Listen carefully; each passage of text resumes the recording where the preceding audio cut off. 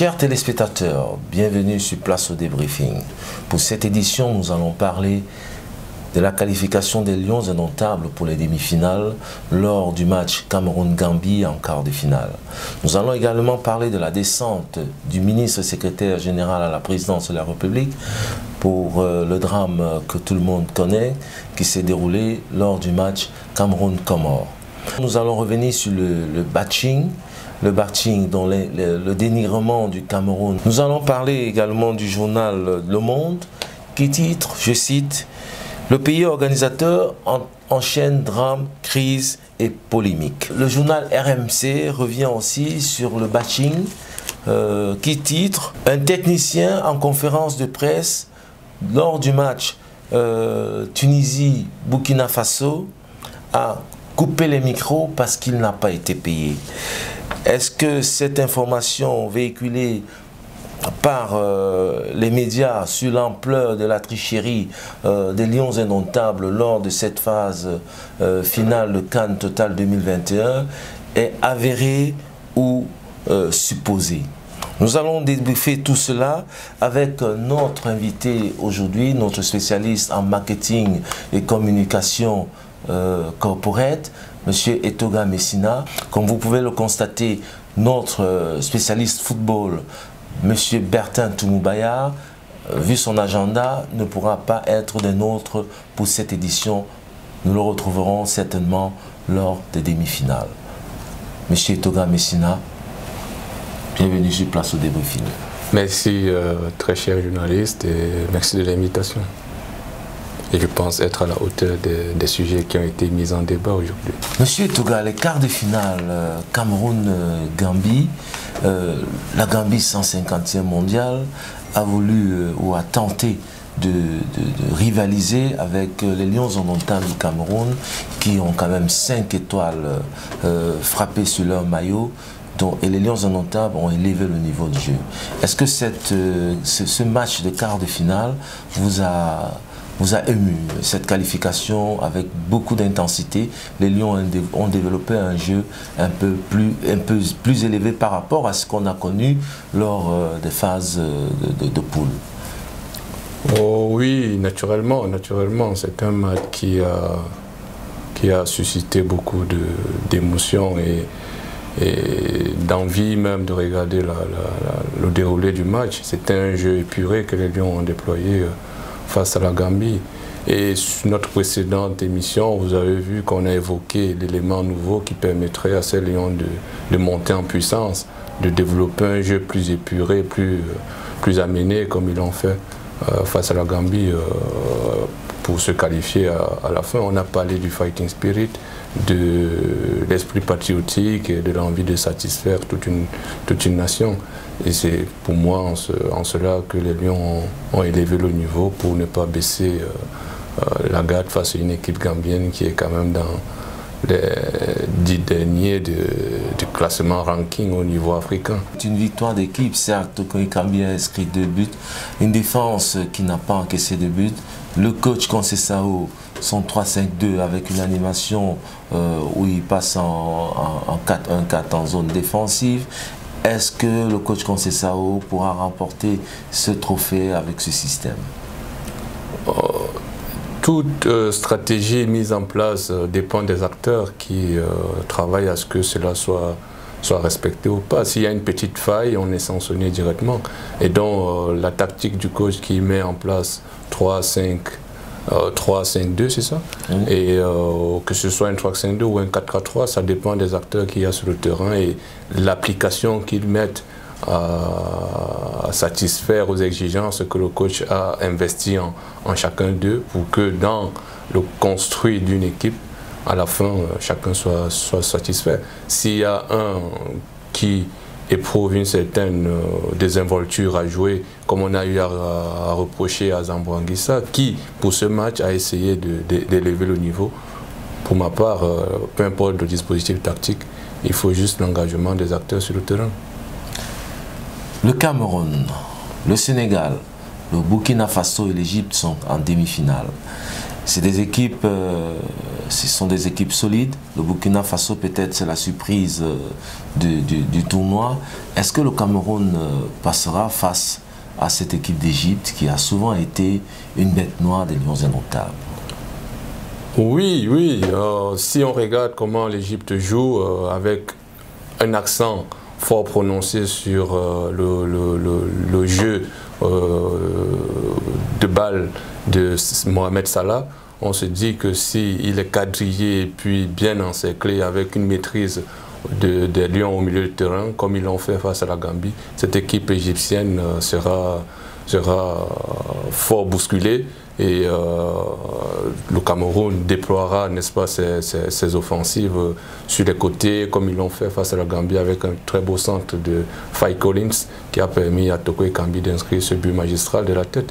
Et vous voyez le milieu de terrain qui s'est projeté plus vers l'avant avec les envolées de Honla et Zamboanguissa qui a permis de mettre la pression haut pour récupérer le ballon et avoir des occasions de but net qui, pour ma part, a facilité le travail des défenseurs qui ont maîtrisé leur objectif ou alors leur sujet dans ce match. Et donc face à l'Égypte, il faudra déployer à nouveau ce style de jeu, cet engagement et être plus vigilant parce qu'on ne joue pas face aux enfants de cœur comme on a préalablement dit que la Gambie c'est une équipe de seconde zone, j'ai envie de dire, sans toutefois manquer de respect à ce grand pays.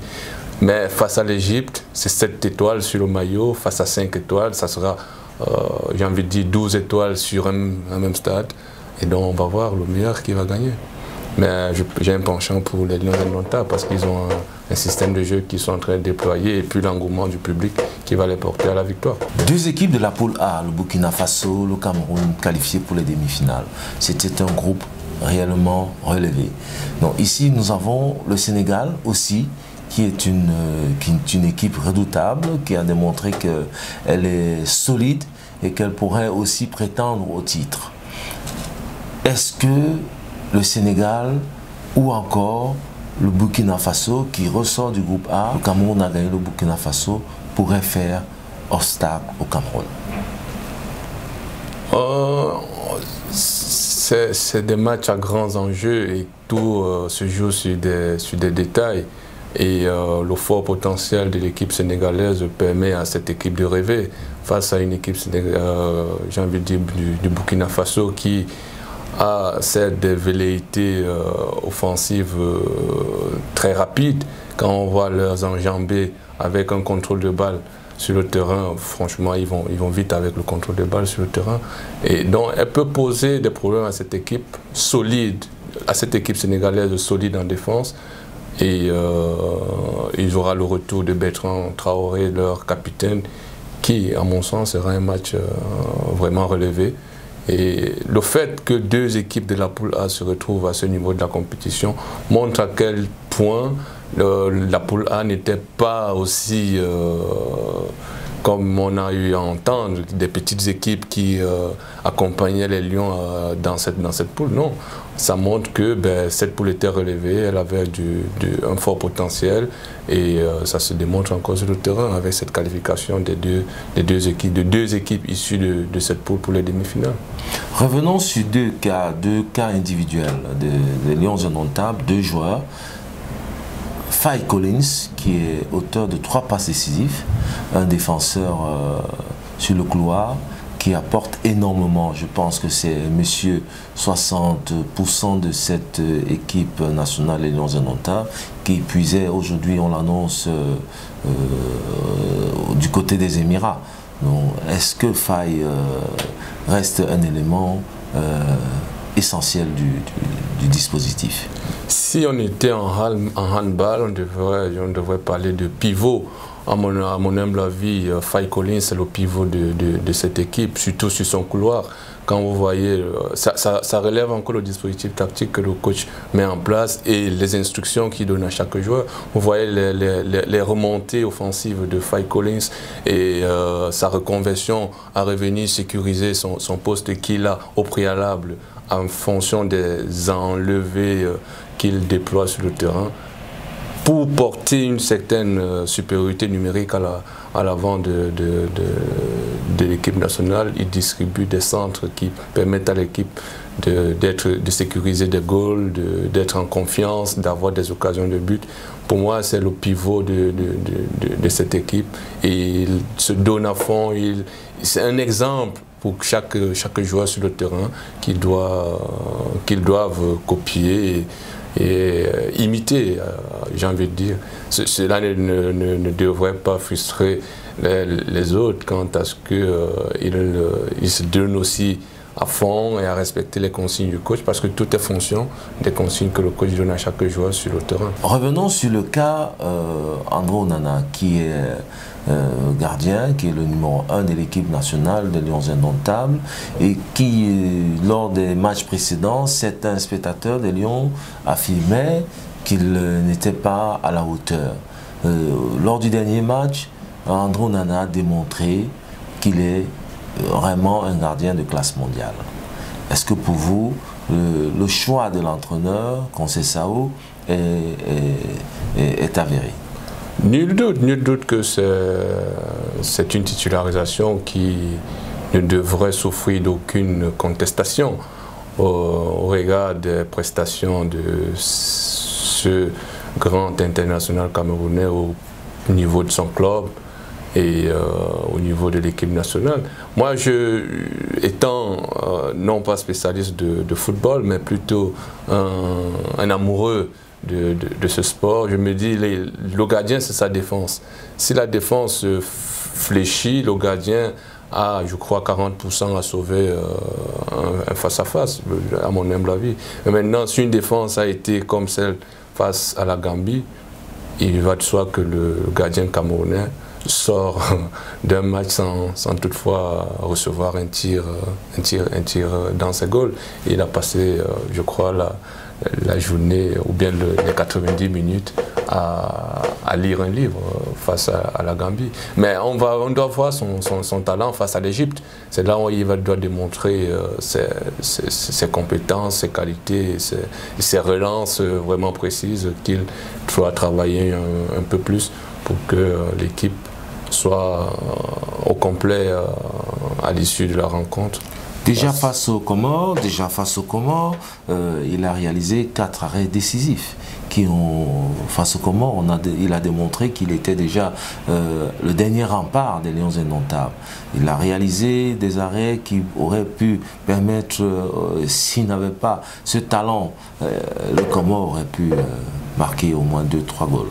Oui, naturellement, c'est la marque des grandes équipes, avoir des gardiens qui permettent de rassurer les joueurs de champ et redonner confiance à l'ensemble de l'équipe.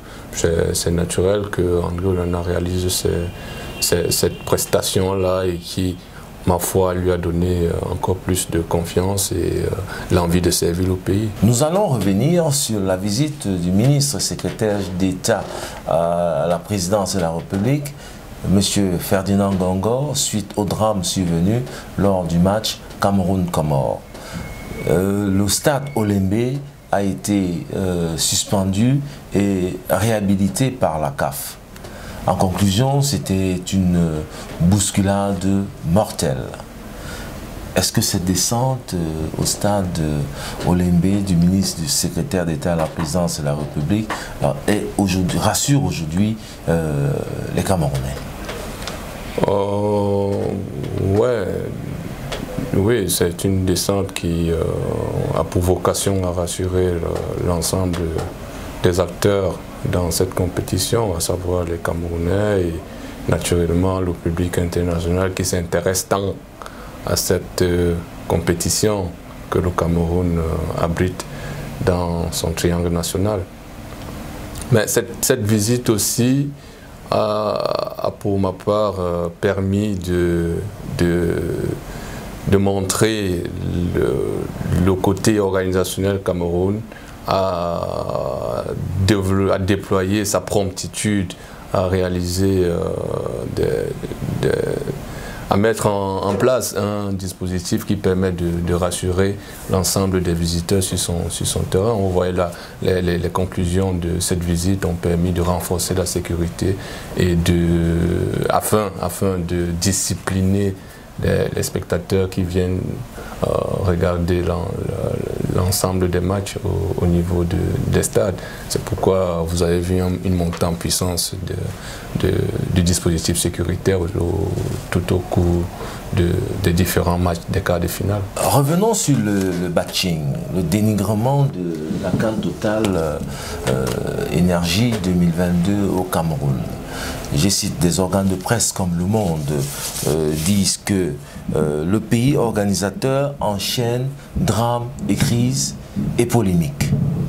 Le RMC, dans son dernier article, dit que lors d'une conférence de presse Burkina Faso, Tunisie, un technicien coupe les micros tout simplement parce qu'il n'a pas été payé.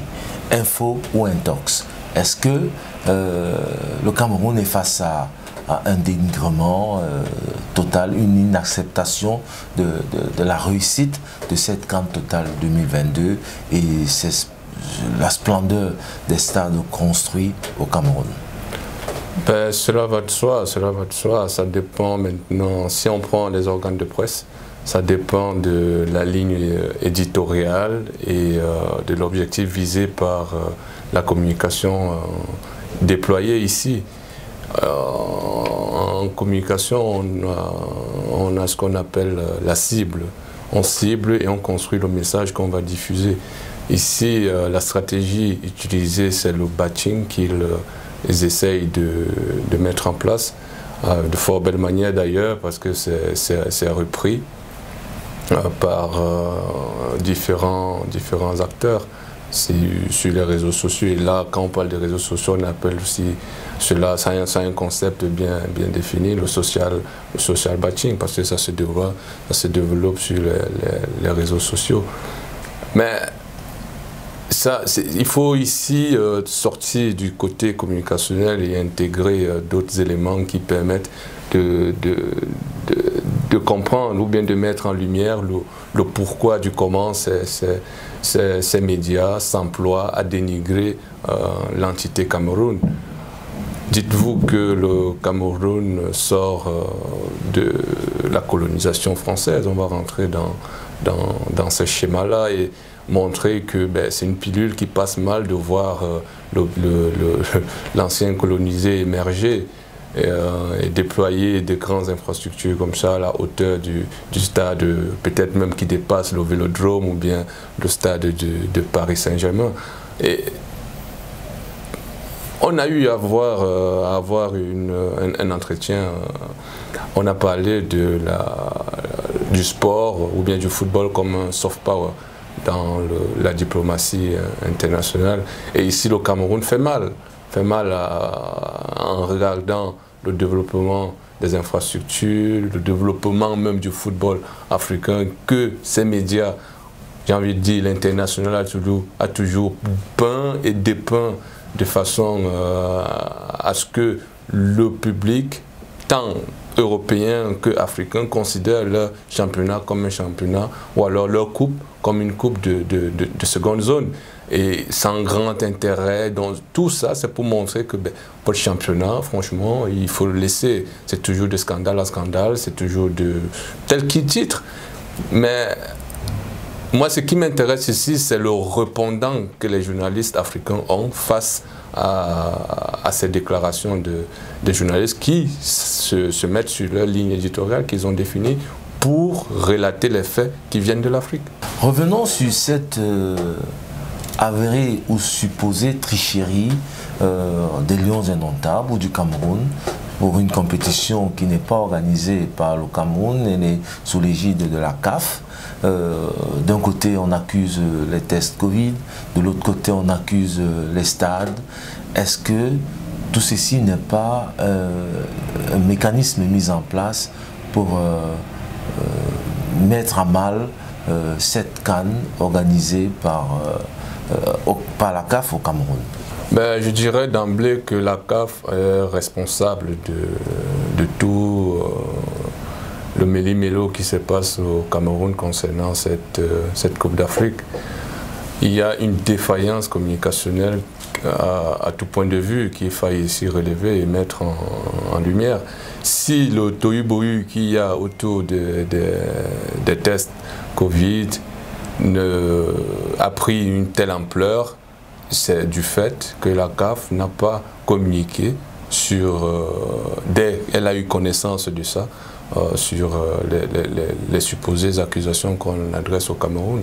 Et c'est en cela que, face au regard de la précédente question, je parle ici de social bashing, qui, pour régler un social bashing, il y a un comportement à avoir. Soit vous tombez dans deux erreurs fondamentales. Soit vous répondez sur le fait de l'émotion, soit vous faites fi de l'ampleur ou alors de la rumeur qui court, et donc la CAF a jugé mieux de ne pas communiquer sur une telle ampleur, sur une telle rumeur, et ça a pris de l'ampleur avec l'implication des influenceurs d'État, j'ai envie de dire, des influenceurs africains qui ont repris à leur corps défendant cette cause pour soutenir un petit poussin face au Grand Cameroun qui était ici comme un combat de David contre Goliath. Et comment vous voulez que David s'octroie encore toutes les faveurs de Dieu pour combattre ce petit poussin-là? Donc c'était un peu un combat injuste qu'ils ont voulu venir aider ce grand pays qu'est le Comore pour faire face au lion. Mais il faut ici relever la défaillance de la CAF quant à sa communication sur cet élément de test Covid. Vous voyez qu'elle n'a même pas fait une sortie jusqu'à présent pour exempter le Cameroun de cette accusation. Il a fallu ici que Samuel Eto'o fasse une sortie pour essayer de calmer l'ensemble des influenceurs qui utilisaient cette information pour dénigrer, alors vraiment dénigrer l'organisation de la Coupe d'Afrique au Cameroun. Revenons sur les pelouses. Récemment, le président du COCAN a désigné des anciens lions pour veiller au grain face aux pelouses. Donc avant match, après match, ils font un rapport en ce qui concerne l'état de la pelouse, l'état des lieux. Nous avons vu que les Lions indomptables ont joué le match sur la pelouse du stade de Japoma. Et on n'a vu aucune défaillance. Mais certains ont encore trouvé le moyen de dire que le stade la pelouse était remplie de sable. Une pelouse remplie de sable, on aurait vu tout de suite que le ballon allait rebondir à chaque fois qu'il prenait une direction. Est-ce que ce n'est pas encore une forme totale de dénigrement? Dites-vous que tous les moyens sont bons pour atteindre l'objectif visé. Dans ma précédente intervention, je parlais des journalistes mercenaires accrédités pour suivre ou bien alors relater l'ensemble de l'événement qui se déroule au Cameroun. Mais sont-ils venus pour montrer la bonne ambiance ou alors le bon vivre qu'il faut au Cameroun? Que non, ils sont venus pour démontrer à quel point l'organe dirigeant, même s'ils ne le disent pas de façon explicite, pour venir démontrer comment l'organe dirigeant au Cameroun manque d'objectifs, manque de vision et manque de suivi. C'est en cela que vous allez voir au cours des matchs, l'infrastructure est là, mais on dénigre l'infrastructure qui, ma foi, c'est un procédé qui relève un peu de l'imaginaire.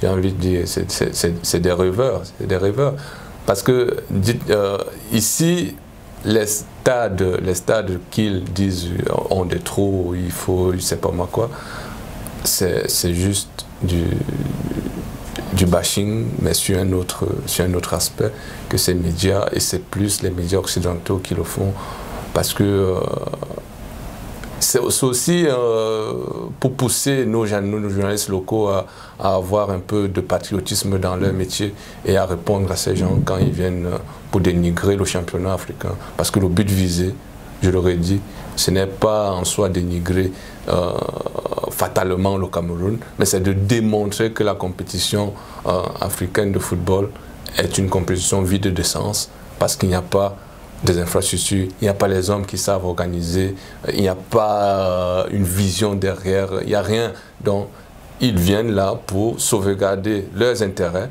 et dénigrer la volonté des autres à se développer. Le gouvernement camerounais, le président de la fédération, en concomitance avec les autorités camerounaises, mettront certainement en place une stratégie pour pouvoir démontrer que le Cameroun est capable d'organiser même une Coupe du Monde. Le Cameroun s'est positionné pour la Coupe du Monde de 2030. Est-ce que c'est une possibilité? Est-ce que on peut le faire? On peut le faire, mais une fois de plus, en interne, on a des oppositions qui ne voulaient même pas d'abord de la tenue de cette compétition qu'on a au Cameroun, et donc ils vont monter au créneau pour encore dénigrer la volonté du Cameroun à monter sur un autre cran. Parce que, parlant encore du bashing, il y a... Maintenant, ça sera plus en interne, on va un peu sorti de l'aspect footballistique du bashing et démontrer encore un autre aspect footballistique, mais plutôt fait par les Camerounais. Le bashing fait par les Camerounais qui s'appuie sur 3 piliers. On a... c'est 3 pendants en fait. Ils parlent d'abord au nom du peuple. En parlant au nom du peuple, ils développent un langage ou bien alors un glissement sémantique qui interpelle le peuple sur les tares et les avatars de l'organe dirigeant en place. Et il y a la volonté de montrer la divergence d'opinions, de visions et d'objectifs qui existe entre la volonté du peuple et la volonté des élites dirigeantes. Et donc, ils s'attellent, les acteurs du bashing sur l'entité Cameroun, des Camerounais, j'ai envie de préciser, vont travailler à montrer qu'il n'y a pas de coexistence entre les élites et le bas peuple. C'est des réalités divergentes et donc le bas peuple doit se lever pour revendiquer un mieux-être. Et donc cela est fait par les opposants. Et maintenant, l'opposition est ici vue comme le rempart ultime du peuple, parce qu'il s'identifie comme le peuple et il parle comme le peuple.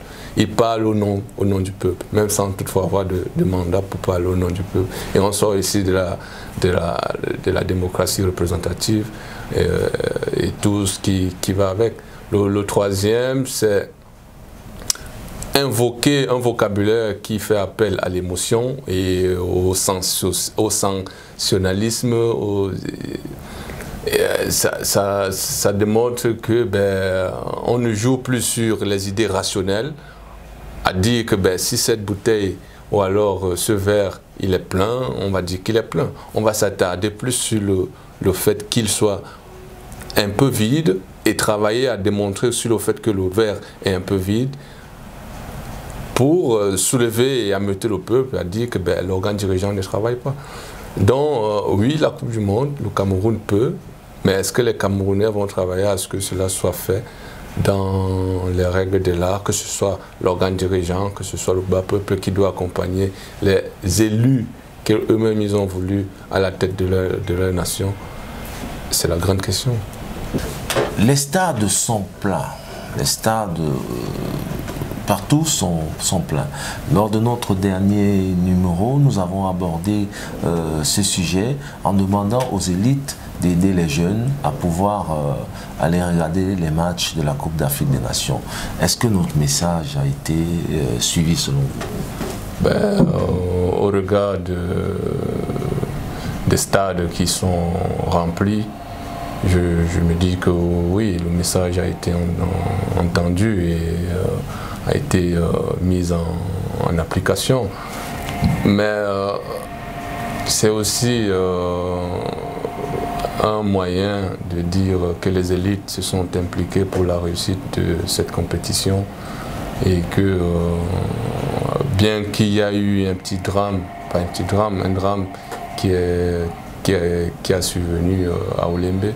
Les choses ont facilement été recadrées par le ministre d'État qui a instruit, par exemple, que les enfants de 11 ans ne doivent plus intégrer les stades. Et donc, dans la stratégie que les élites ont mis en place, ils donnaient des billets juste pour remplir. Mais ici, il y a un encadrage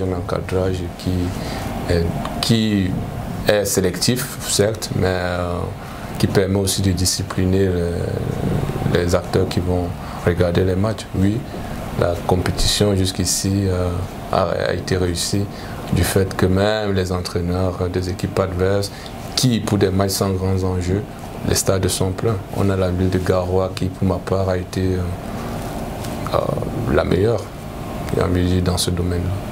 C'est ici que s'achève ce numéro. Vous pouvez retrouver l'émission sur toutes nos plateformes, Belgocam 21 TV, également sur la Happy Box. Nous serons accompagnés pour le prochain numéro lors des demi-finales de notre spécialiste football Bertin Toumoubaya qui sera certainement déchargé de tout son agenda. À très bientôt.